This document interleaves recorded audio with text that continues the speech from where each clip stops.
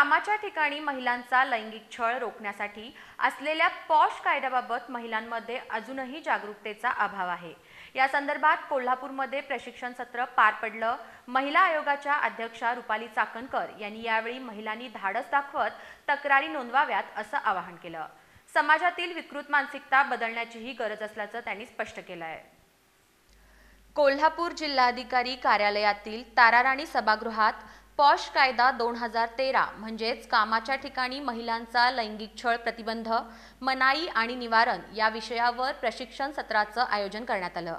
या कार्यक्रमाला महाराष्ट्र राज्य महिला आयोगाच्या अध्यक्षा रुपाली चाकणकर प्रमुख पाहुण्या म्हणून उपस्थित होत्या। यावेळी त्यांनी स्पष्ट केलं की महिलांचं स्थान उंचावण्यासाठी आणि त्यांच्या अन्यायाविरुद्ध लढा देण्यासाठी आयोग कटिबद्ध आहे। पॉश कायद्याची प्रभावी अंमलबजावणी प्रत्येक शासकीय खाजगी कार्यालयात झाली पाहिजे, त्यासाठी तक्रार निवारण समित्यांची स्थापना होणं आवश्यक आहे। अनेक महिला भीतीपोटी तक्रार दाखल करत नाहीत, ही बाब चिंताजनक असल्याचं चाकणकर यांनी सांगितलं। पुरुषांची मानसिकता बदलणं गरजेचं आहे। महिलांनी धाडसानं पुढे येऊन अन्यायाविरुद्ध आवाज उठवावा, असं त्यांनी ठामपणे सांगितलं। या प्रशिक्षण सत्रात जिल्हाधिकारी अमोल येडगे यांनी जिल्ह्यातील सर्व कार्यालयांमध्ये पॉश समित्या स्थापन झाल्याचं नमूद करत कायद्याची प्रभावी अंमलबजावणी केली जाईल असं आश्वासन दिलं।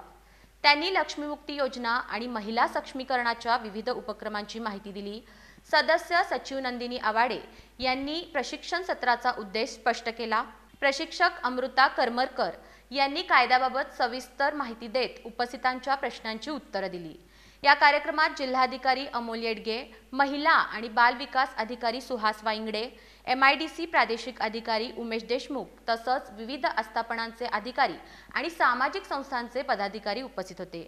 प्रशिक्षण सत्रात आयोगानं तयार केलेल्या माहिती घडीपत्रिकेचं अनावरण करण्यात आलं, तर दीप प्रज्वलनानं कार्यक्रमाची सुरुवात झाली। जिल्हाधिकारी येडगे यांनी अध्यक्षा रुपाली चाकणकर यांचा कोल्हापूर पर्यटन पुस्तिका देऊन सन्मान केला।